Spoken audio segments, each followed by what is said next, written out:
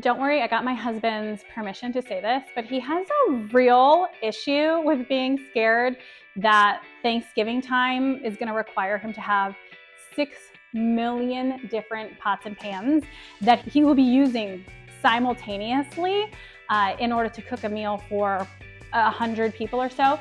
When in reality, I want you to know that traditionally, we go to my in-laws' house for Thanksgiving, so we're not here.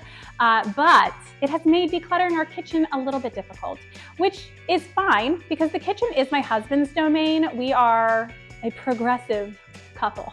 He is in charge of the kitchen. He loves to cook, he loves to bake. We have fresh sourdough every week. I mean, living with my husband is so yummy. It's very yummy on many levels. He's also a good-looking gentleman, but his food is really good. And so I give him free reign, basically, of like what we keep in our kitchen because I am a fair and reasonable wife.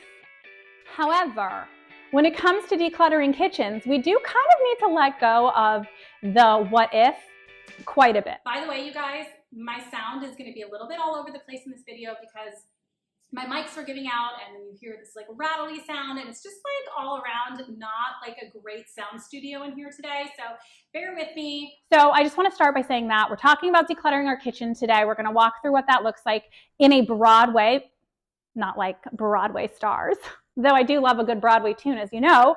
If you listened to my last video, Talk Tidy Tune, when I actually sing you some Broadway songs because I used to be a singer, that was an unintentional plug, but I'm going to leave it in. Anyways, we're going to be talking about the kitchen in a broader sense because our kitchen has a lot of different elements to it. And I could probably do a deep dive on like decluttering the pantry or decluttering the fridge or decluttering your bakeware or whatever. We're going to do a high level for those of you who are like, I just want to kind of figure out how I'm going to accomplish this because it feels so overwhelming as a whole. So let's kind of break it down, talk about how to declutter the kitchen so that you can imagine and visualize a decluttered kitchen that feels really, really good, easy to cook in, nice and clean. You know where everything is. Your drawers aren't being stopped by the mashed potato smasher. And it's like easy because figuring out what's for dinner is like hard. So the rest, we want it to be easy. Yeah. So today we're going to break the kitchen down into 5 main zones. The first is the pantry. The second is upper cabinets. The third is lower cabinets. The fourth is drawers, and the fifth is surfaces. Okay, so we're taking this by zone rather than by category because taking it by category in the kitchen to me would mean literally taking everything out of where it currently is and categorizing it and then putting it all back in. And that might just be impossible, especially if your kitchen, has 30 years worth of stuff in it. So let's do this in a way that's going to be a little bit more manageable. Now, along with those 5 different zones, we're going to ask ourselves 5 questions. The first, when was the last time I used this? I'm looking at you, NutriBullet. Second is, could I use something else instead to do the same thing? Looking at you, Apple Slicer. Third question, is this easy and healthy to use? Looking at you, extra plastic cutting boards. Fourth, is this an unnecessary duplicate? There's no reason a family of 5, like mine, needs to own 60 forks. And last, the 5th question is, what's the worst that could happen if I got rid of it? Would we still be fed? Would I still be able to make the meals that I love making, etc., etc.? Okay, so those are our 5 questions I will be bringing up as we kind of walk through each zone. Remember that this is not going to be a hardcore dive into each zone. Otherwise, you would have to watch this video for the next 3 hours, which I don't think any of you signed up for. So let's start with the pantry. The reason we're starting with the pantry is because it's already contained and it is already its own kind of like broader category. So boom, let's just get her done. As always, you're going to want to zone way, way down. You don't have to take everything out of your pantry all at once. Again, not trying to overwhelm you here, but you will have to take some things out at a time in a manageable way. So the first thing you're going to do is you're going to grab a trash bag and you're going to go to your pantry and just do a quick once through. You're going to grab anything that looks like trash. We generally have more trash in our pantry than we would like to admit. We have things that have gone stale. We have things that are a little bit moldy. We have things that have expired. I'm not saying you have to go through every single item, pick it up, and see what the expiration date is. We'll do that as we go, but just do a general sweep through to start and get rid of anything that is obvious trash. Okay, so once you've gone through with your trash can, not your trash can, your trash bag, though you can drag your whole trash can over there. I mean, that would work, but I was just thinking a trash bag might be easier. You're going to choose just one shelf to start with. Maybe choose the shelf that you use the most often. So for me, it would be like the snacky snack shelf. I call it our processed shelf. We try not to eat too much processed food here, but like, do we have cereal and applesauce pouches? Yes, indeed we do.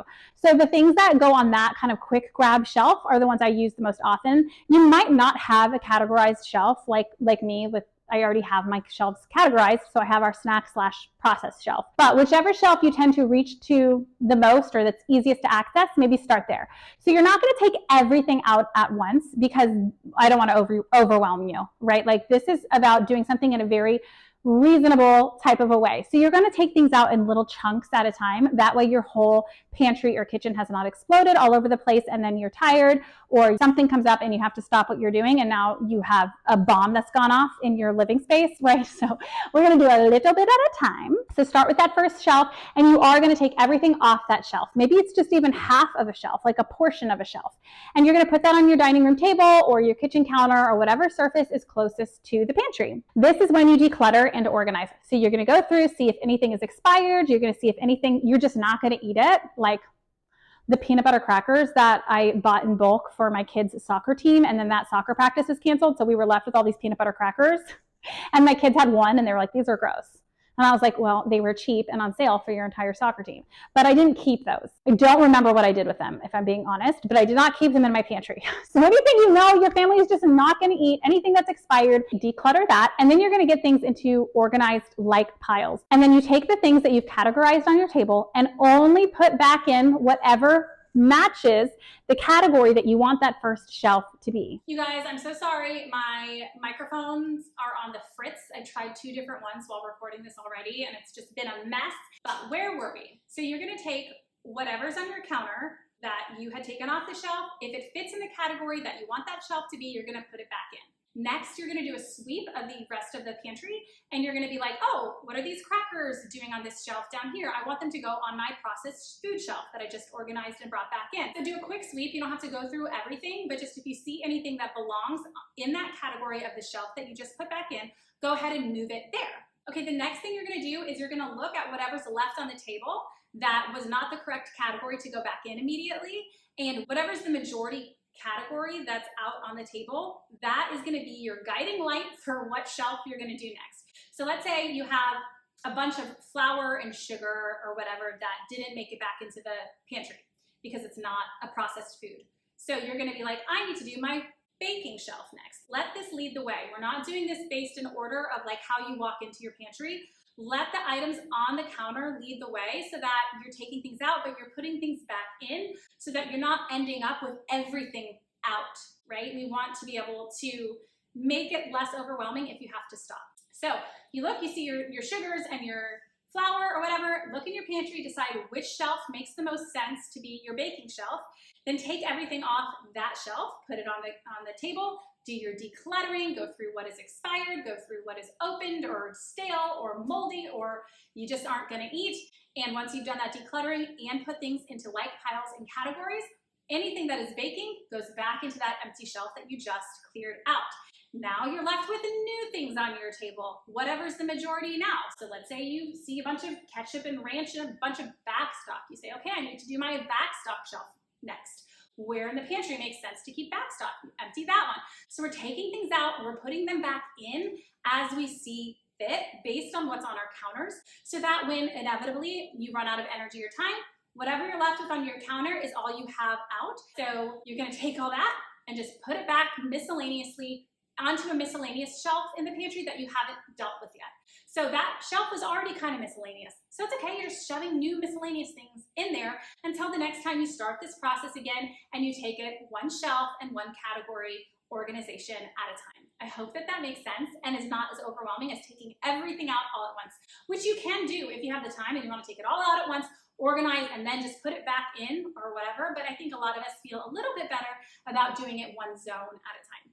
Okay, next we're gonna do cupboards, uppers and lowers. A lot of people might say do the surfaces, but my train of thought is that you might have a lot of things cluttering up your surfaces in the kitchen because you don't have anywhere to put them. So you need to make space to have somewhere to put them. So let's declutter those cabinets in order to make space for the things that are on your counter. I say start with your upper cabinets because those are likely your more daily use items, like your plates and your bowls and your cups. Those things that are quick grab and go items are in this upper pantry. So let's take care of those to make your daily life easier as soon as possible. We're gonna take the same approach as the pantry. Take out one shelf at a time. So you take out maybe where you keep most of your cups. Do all of that decluttering as you take it out and look through everything. Don't just sift through, take it out because that really helps you see how much volume you have of something and ask those hard questions. When was the last time I used this? I know it came in a pack of 10, but do my kids really need 10 different plastic cup options when there's only 3 of them? Maybe keep just like 5. So when they inevitably, roll one under a piece of furniture and it disappears for months at a time, you have some backups. I get that, but you don't need that many. That's the idea of decluttering. You cannot keep it all and have decluttered shelves. You gotta get rid of some stuff. So once you've decluttered and you've decided what that shelf is gonna be, let's say I want this to be kids cups, right? Then you put just back the kids stuff there, and then you see what's left on the counter. Okay, now I have glasses, and I want those to be separate from the kids' cups. So you then open the cabinet that you think it makes sense to put glasses in, empty that out, declutter, all glasses go back in there. And then you let whatever's on the counter drive you forward to whatever cabinet you're gonna do next to empty and put back in, empty and put back in categorically. Same thing goes for those lowers, okay? So that's traditionally your pots, your pans, your bakeware, that kind of thing. Do that declutter. Ask yourself, am I pulling an Shannon Leyko, my husband, and thinking that I need 5 of the same size pots in case I have to be cooking 5 different things all at once, even though I only have 4 burners. Really challenge yourself to declutter all of the things that you own, and then one by one, empty out, put things back in as the items that are left on the counter guide you. Okay, next is drawers. This one is slightly different. So you are gonna do the whole one drawer at a time, empty it all out, but because there are so many little items in drawers, it doesn't make a whole lot of sense to keep it all on the counter and then transfer and do the organization based on the takeout, put back in method that we did for the pantry and the cupboards. We're gonna do this a little different. Take everything out of a drawer, one drawer at a time, and declutter. I mean, really declutter. Listen, I encourage you to get rid of all paper. You don't need the takeout menus. You have Google. We are not in 1990 anymore. We all use the internet regularly. So you don't need those items, likely. Don't come after me if you're like a paper takeout menu person like my husband is, Live your life. I'm not here to tell you you're doing something bad, but just generally challenge yourself to get rid of paper, plastics, like wooden chopsticks, a bunch of leftover soy sauce packets. Like, I promise you're gonna be okay without these things, and you probably have like a big thing of soy sauce in the fridge that you can use instead. And while it might feel like, oh, but it's wasteful to get rid of that soy sauce, like, are you using that much soy sauce, or is it gonna be there for years? Because whether it is in your trash can or in your drawers, if it's not getting used, it's being wasted. So like, don't fool yourself into thinking you need that much soy sauce. I just went on a whole thing about soy sauce. That is a very specific item. But generally, paper, plastic, to-go type stuff, try and limit that as much as you can so that you have more valuable real estate available in those drawers for the things that you use regularly. But here's the rub. We're not taking it all out and then only putting back in whatever category you want that drawer to be, because that's moving a lot of little tiny items. So what I challenge you to do is declutter as much as possible and then put it back in that drawer. And you're gonna declutter each drawer one by one without worrying about categories or organization. You're just worrying about getting as little as possible in those drawers. Hopefully there's lots of wiggle room when you're done. Once all your drawers are completely decluttered, then you can do one big organizational swoop, because there's gonna be a lot of moving pieces, right? So you're gonna be like, I want to put all my silverware over there. I wanna put all my spatulas over here. I wanna put all my whatever's over here. And so you're gonna kind of just do that in one fell swoop. You are gonna be probably taking out most everything out of drawers at one time because it's a domino effect. You take everything out of the drawer where you want silverware to go, then you have to go to the silverware drawer, take all that out, put where most of the silverware currently is, put that in the silverware drawer, and then you have a bunch of items you need to figure out which drawer those go into, right? So this is a bit more of a complicated matter, but it will be a lot less complicated if you've vastly decluttered these drawers ahead of time. So that's why I encourage you to separate out those steps when it comes to drawers. Just get as much out as possible, and then tackle the organization on a separate day when you can kind of do the domino effect all at once until all the things go where you want them to go. With these drawer items, don't forget to ask yourself those 5 questions. Is this an unnecessary duplicate? Do we really need 60 forks? Probably not, okay? So try and really use these questions to aid you while you are decluttering. Remember, what's the worst that would happen if I got rid of it? Is there something else I can use instead? When was the last time I used this? Is this easy and healthy for me to use? Keep all these questions in mind as you're going through these drawers. Last but certainly not least are surfaces. Like I mentioned, some people might say do the surfaces first. I get that sentiment. I think we all want a decluttered, visually decluttered space, but at the end of the day, you gotta have somewhere to put the stuff. Now, as you can see, I still keep some stuff on our counters. We all have different thresholds for what we want on the counter. The point is that your surfaces are cleared so that A, you don't have visual clutter that's bogging you down, and B, you have plenty of room to actually use the counter space in a functional manner to, prep food and such. When considering what to keep on your counters, I really recommend keeping it functional rather than any cutesy little decor thing because it's such valuable real estate and because our eyes can feel really overwhelmed and cluttered very quickly. I keep our daily use items out. Again, some people might say, I don't want anything on my counters. I salute you. However, I am personally too lazy to go get the toaster from the pantry every day, plug it in, and make my kids toast when they ask for it every single day after school. So we keep our toaster on the counter. You can see we have tissues right here. We have, I'm not gonna say her name. I don't want her to interrupt our conversation. Oh, fruit bowls. I noticed that my kids eat a lot more fruit when it is there for them to see, not tucked away. So we have like oranges, apples, plums, avocado, tomato, all of that on our counter. I think it's pretty because it's very colorful. You might not want all that on your counter, and that's fine, but we do fruit bowls. So whatever makes your space really functional, I say keep it out if you want to, but then everything else, if you've decluttered it and you say, okay, I don't actually need this, I don't need this piece of decor, maybe I don't need this appliance that I never use, whatever it is, these extra spatulas that are in these containers, whatever's on your counter, declutter it like we've talked about, and then put those away in whatever categorized cupboard or drawer makes sense to put them. Now you have the space. I know this was a really big and broad overview and we moved pretty quickly, but I hope that it helped you kind of visualize a space that you're going to be excited about, a kitchen that doesn't feel overwhelming, and just know that it is possible when you take these very zoned down steps that are very manageable and feasible. Now the real work happens. Your kitchen doesn't just get magically decluttered and organized by watching this video, which I wish it did, but I am not a magician. So, plug in the Paring Down podcast. That's my podcast. Shameless plug. But if you put that in while you are doing this, it often makes time go a lot faster and it'll be motivational, or just like throw on some tunes.